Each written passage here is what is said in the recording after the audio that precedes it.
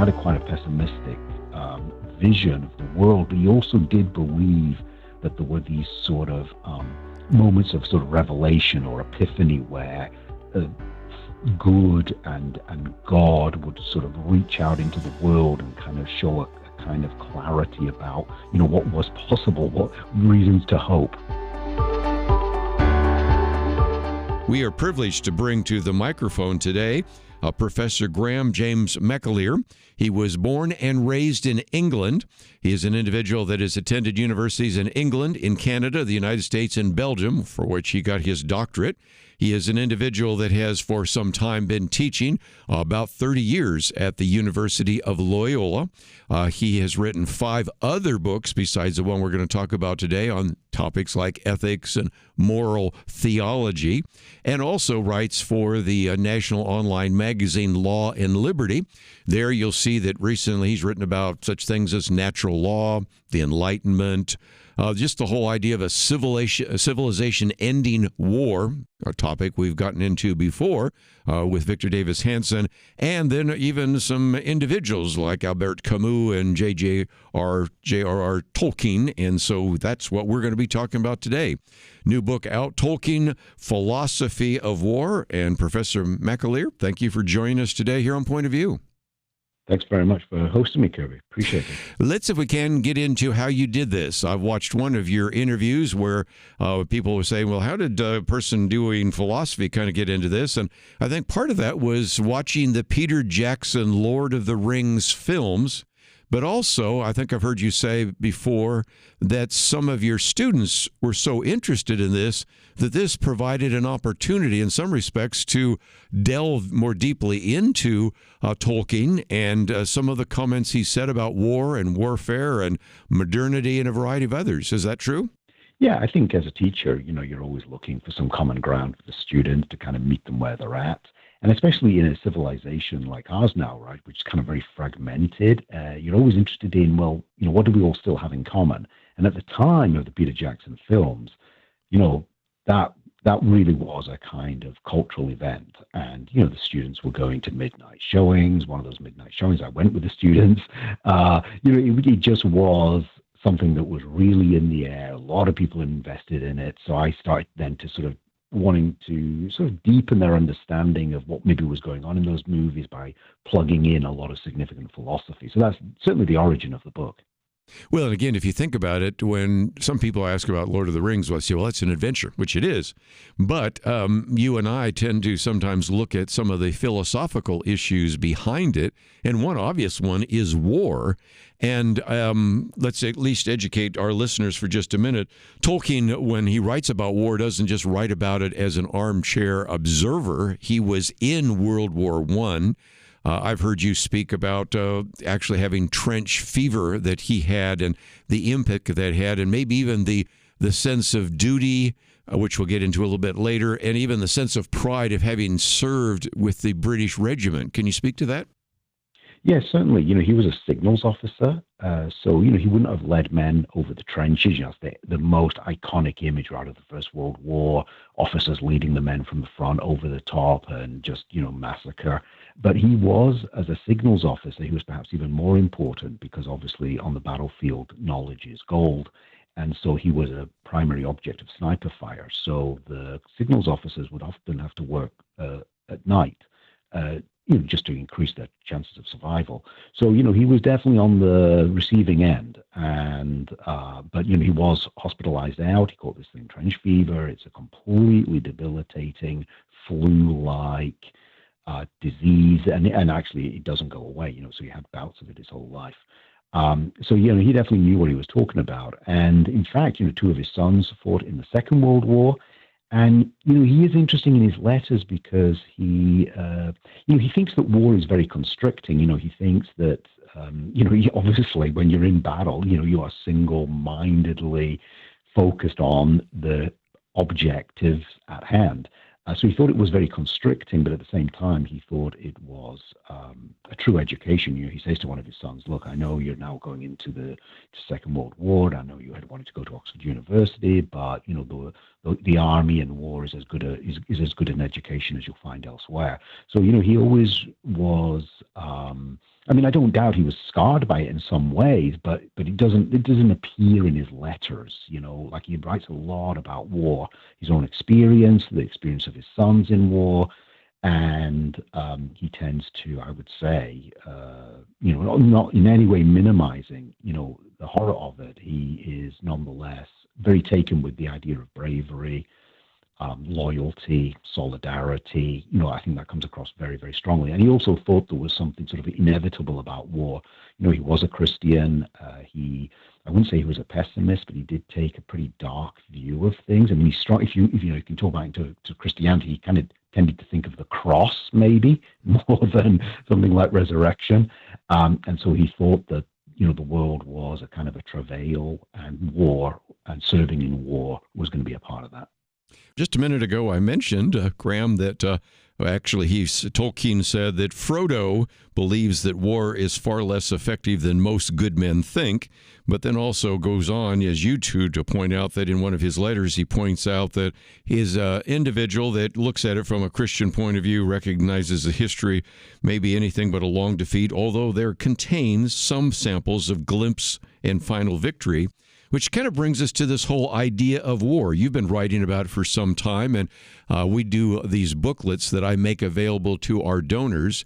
And one that I made available a while back is this one on just war, a biblical view of just war. And as a matter of fact, I might just as a program note mention to our listeners, we have one coming out pretty soon on a biblical view of terrorism in light of what happened on New Year's Day. And so these are issues that serious people need to think about. And as you point out, war touches the things we cherish and fear: life and land, buildings and belongings, subversion, possession, plunder, and justice, a quote that you have from a particular book. But also it is not only bringing destruction, but creation. And in some respects, to really understand some of the writings of Tolkien, you've got to understand this not only forces of good and evil, but recognize that it really is a series of essays, if you think about it, on the whole issue of war, isn't it? Yeah, absolutely. I mean, you have the Lord of the Rings, but prior to that, you have this thing called the Silmarillion, which is the sort of the great book that he wrote that kind of supports the whole Lord of the Rings story. It's like the prequel. And it's astonishing, because on the very first page of that book, the war begins. Yes. When the fallen angel sort of attacks the forces of good, attacks the creation of God, and the war kind of spirals out across then thousands of years. The war just kind of continues until there is a kind of an apocalyptic final last battle, which actually lasts 50 years, a 50-year struggle, and that's then the culmination of history.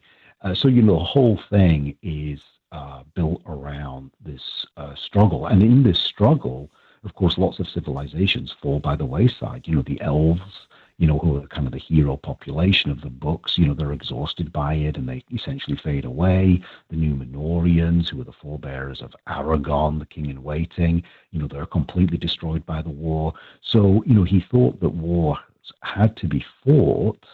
But it wasn't it wasn't about glory necessarily. Sometimes it was just about clinging on and even kind of, fighting even a last stand and sort of going through the process of decay. So I say, he had quite a pessimistic vision of the world, but he also did believe that there were these sort of moments of sort of revelation or epiphany where good and God would sort of reach out into the world and kind of show a kind of clarity about, what was possible, what reasons to hope. And so again, just a real illustration of the fact that war is important and that he wanted to try to address it, but help us to think about that even at a time when, of course, there had been not only a war that he participated in, his sons had, but just even today we talk about the fact that it is very rare that around the world we have anything like peace at all. And I thought maybe I would get into his view about kind of the modern world. There's a point where you talk about he really felt that modern railway stations should be better designed if they really nourished more fantasy. And it does seem to me that he was struggling with some of the kind of the modern world. Last week we had Andrew Wilson on as we talked about his book, Remaking the World and what happened in 1776. But I've seen some people refer to J.R.R. Tolkien as a Luddite, but whether it is the modern world, modernism, that's sort of a theme that runs through your book, isn't it?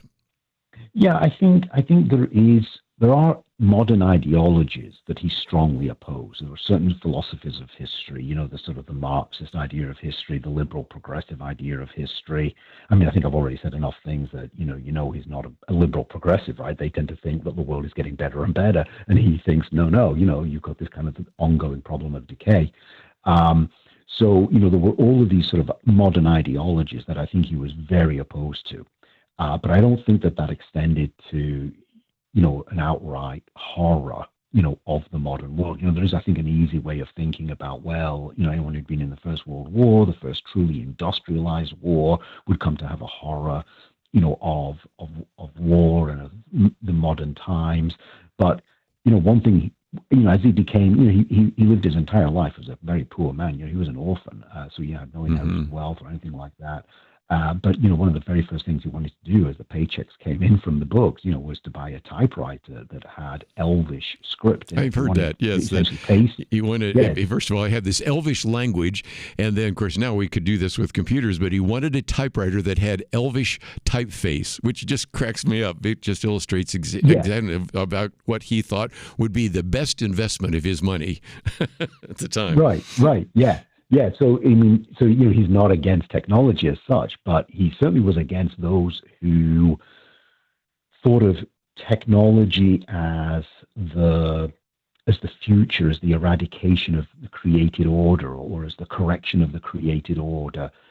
So at the time, there was this artistic movement, Italian Futurism, which is very dominant at the time, and has certainly had a tremendous legacy. And in fact, Mussolini said there would have been no fascism but for modernism. And they had this idea of, so I'll just give this one example. They had this idea of replacing the moon by raising massive search lamps into the sky. Right. So that when humans would look up into the sky, they wouldn't see the created order. They wouldn't see the cosmos. They would just see a version of themselves. So that kind of thoroughgoing technology replacing the cosmos, he's dead against that for sure. Let me talk about that for just a minute. For those of you watching online, I'm holding up the book that I just published on discerning the future. And the first chapter, interesting enough, is on transhumanism and futurism. And that's a really important theme because even though he was dealing with that then, with the idea that we really want to not see the created order. We want to blind out so that people can't even see the moon. And we really have this desire maybe to live forever, which is kind of this transhumanist idea. Some of those ideas really show up, and you talk about that, I guess, on pages 30 and following in your book. Yes, so the story of the Númenóreans, right? So people who are familiar with the films or maybe The Lord of the Rings, right? They probably know that Aragorn is, what they call a Dunedain, and this is the last surviving remnant of this earlier human race of the Númenóreans. And they were gifted with extra long life, extra brilliance, and they came to this idea that if they could only get to the land of the gods, there's a kind of a part of the Middle Earth, right, which is reserved for the gods, and if they could get there, then they would have immortality. So the Númenóreans, although profoundly gifted by God, they were really resentful of the fact that they had to die. And another word for the land of the gods was called the Undying Land. So they got it into their heads. Actually, at the prompting of Sauron, they get it into their heads. Sauron sort of whispering in their ears that if you can only get to the Undying Lands, you will have immortality. So I think that is the deep source, right, of transhumanism, a certain kind of rage that we have to die. Wow. That we're under a punishment of death from God. This book, Tolkien, Philosophy of War, it is written by Graham James McAleer, and you can find out more about him as well as about the book. We have a link there to the book, and you can click through there and get it in paperback, and I think you will find it fascinating, especially if you are a fan of the Lord of the Rings or many of the writings of whether it's C.S. Lewis or whether it's J.R.R. Tolkien or the Inklings, whatever it might be. That is the case. And again, we've been talking about the issue really of kind of Gnosticism, which you cover early on in the book. And I think that would be appropriate as well, because it surfaces not only in the way in which Tolkien wrote, but it, of course, goes all the way back to ideas that are really important, even as we're trying to understand some of the things, for example, the Apostle Paul is writing about in the New Testament. Yeah, indeed. Gnosticism does date to the time of Christ. It's not a Christian heresy. It's an alternative. It was an alternative at the time to Christianity and some of the other religions around. And it's really predicated on an idea of complaint, a complaint about the fact that kind of reality or the cosmos is sort of disappointing to human expectations. And so the idea is to kind of find a kind of a guru or a sage who will lead you out of the cosmos. So, it's not about the sort of the Christian idea of grace complementing and completing nature. It's really a kind of an escape model to a kind of an alternate other reality. And so I think that was something that Tolkien was very averse to. The reason I think that gardens and forests and the landscape, people who read the books, they're often surprised by just how much description there is of forests and landscapes. And but I think that that's very much on purpose, right? I mean, he's really about, reestablishing a tight link in our minds with the created order. As opposed to what was the fashion then, and I would say now with techno-science, the fashion is all about a certain kind of an escape into a kind of a human alternate reality.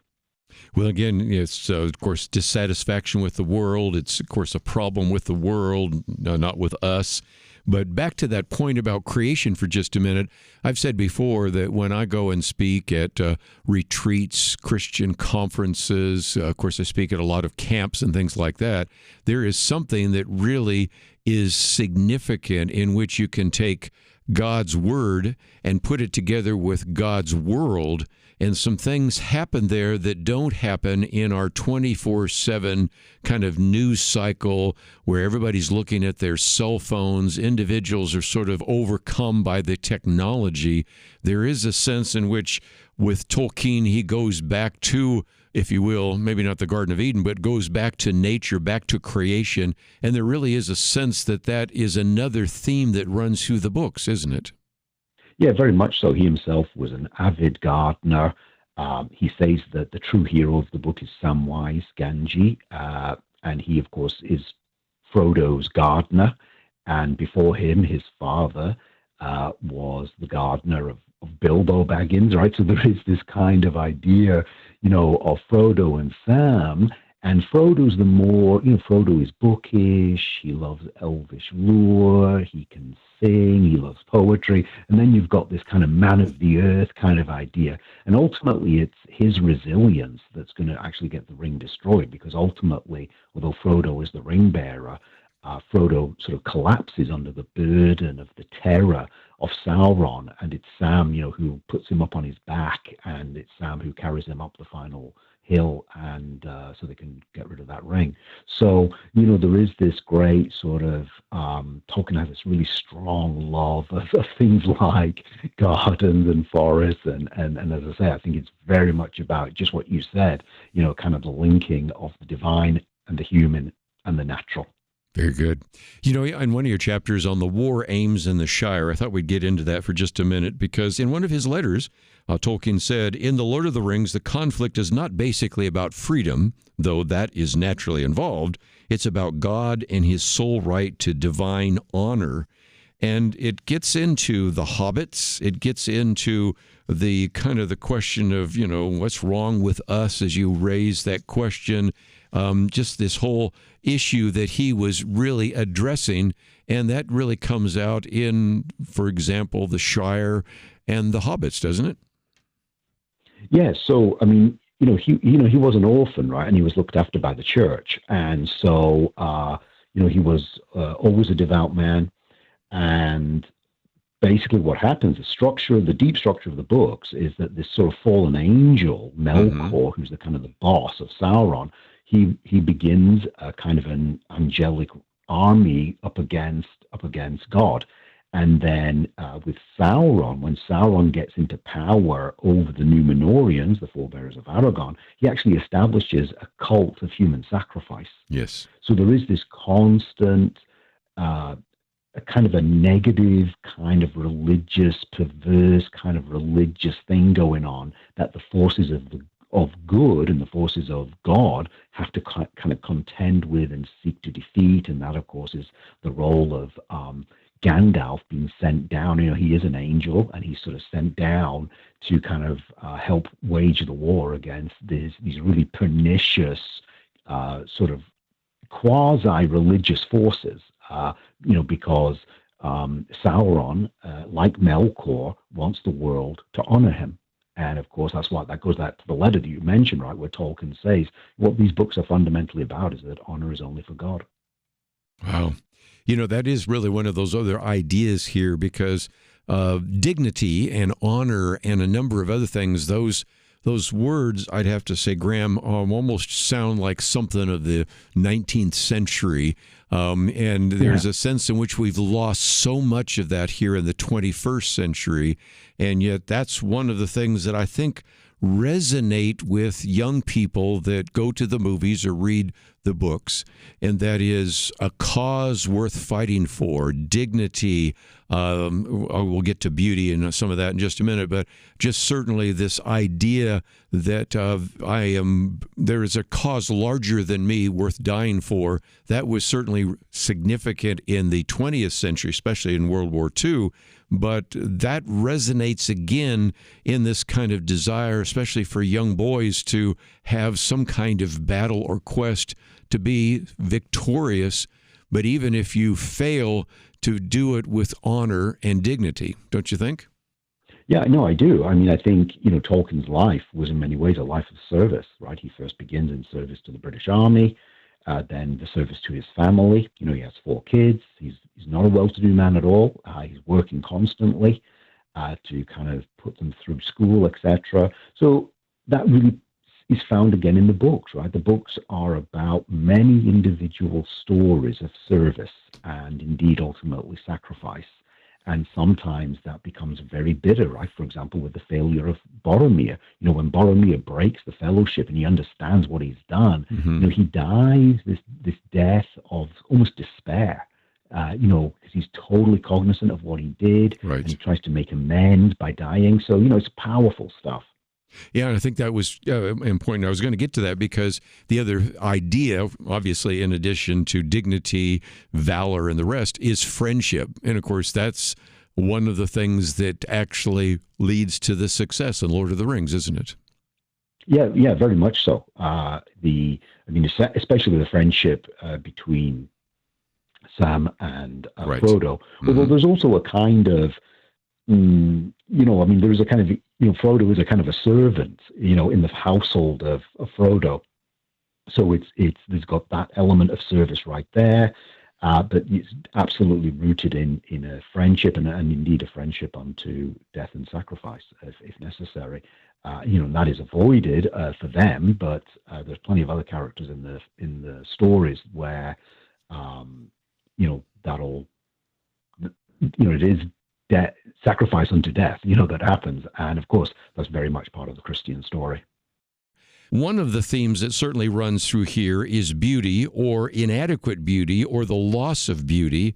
And then a little bit later, sort of related to that, is the issue of vanity and humility. But what about this theme of beauty? Because I think we've already alluded to the fact that there's a lot of detail in the books, and that was intended maybe to bring us back to an understanding of creation. But what else can you pick out in terms of some of the issues of beauty that surface in some of these works by Tolkien? Yeah, so the idea of the insufficiency of beauty, of course, is the story of the Numenorians, right? They are this beautiful species of humans. Yes. They are intellectually gifted, and they somehow find it, unsatisfying.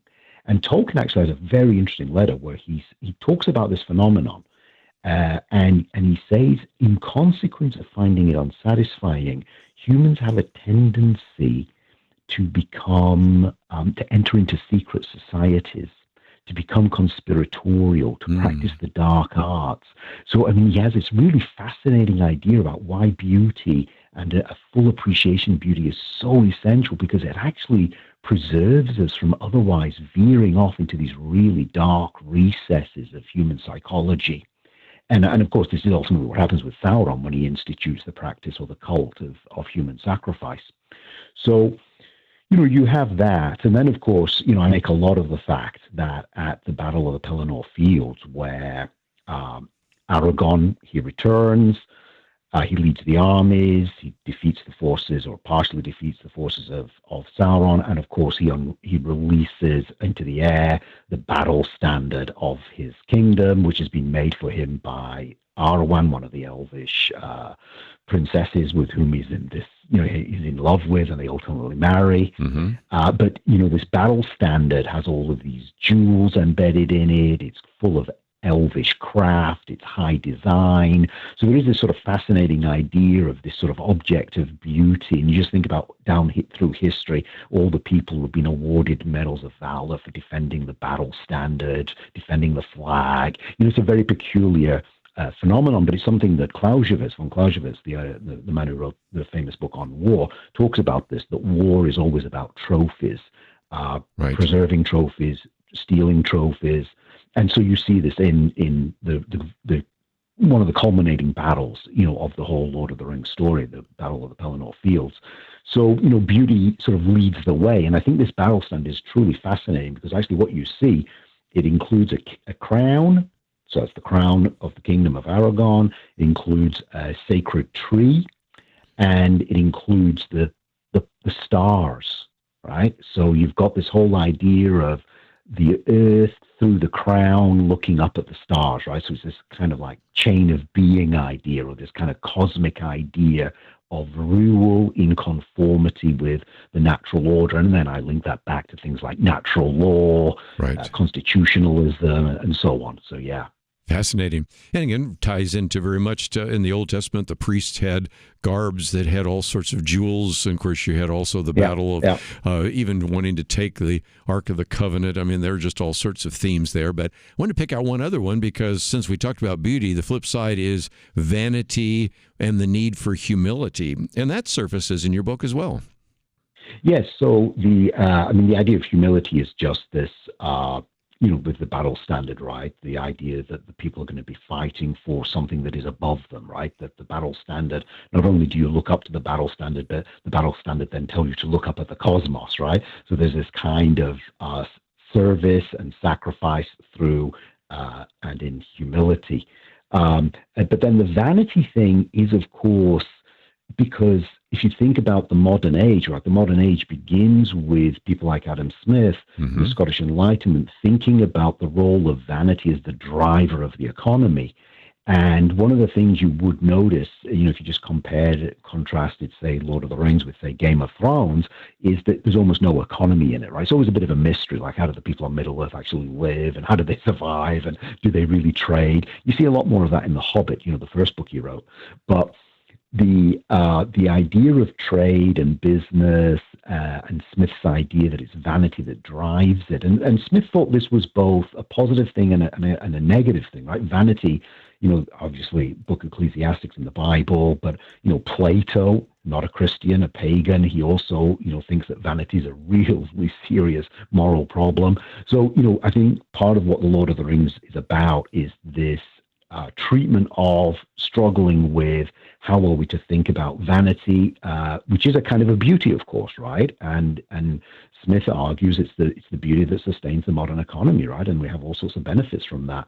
But it is also the thing that sort of makes us sort of slaves to our iPhones and always wondering how our Instagram is doing and how many hits we're getting on our posts on X or whatever, right? So, it's this super double-edged problem, and I think Tolkien's really inquiring into that. I think so. Whether you give up the ring and throw it into the fire or keep it, there's just a lot of themes that run there. But first of all, Graham, I want to thank you for writing the book. I want to thank you for being on the program. I know you have a lot to do, but it means a lot that you would, first of all, write this book and then give us an hour to talk about it today here on Point of View. No, I've really appreciated this opportunity. It's been a great conversation. Loved the way you've steered the conversation. It's been fantastic. Thanks very much. Tolkien, Philosophy of War, and we have information about it, the Philosopher of War, and certainly how that relates. A lot of themes. I think I covered most of them. Most authors appreciate the fact that I do things like, read the book, what a concept, and try to understand what they're talking about. I even took the time to watch another interview that he did and learn a little bit more about him so that you would benefit from that. Well, I hope you appreciated the conversation we had here today, and don't forget that if you would like more information about what we're talking about, you can find it at the website pointofview.net. That's all we have for today. We look forward to seeing you next time right here on Point of View Highlights.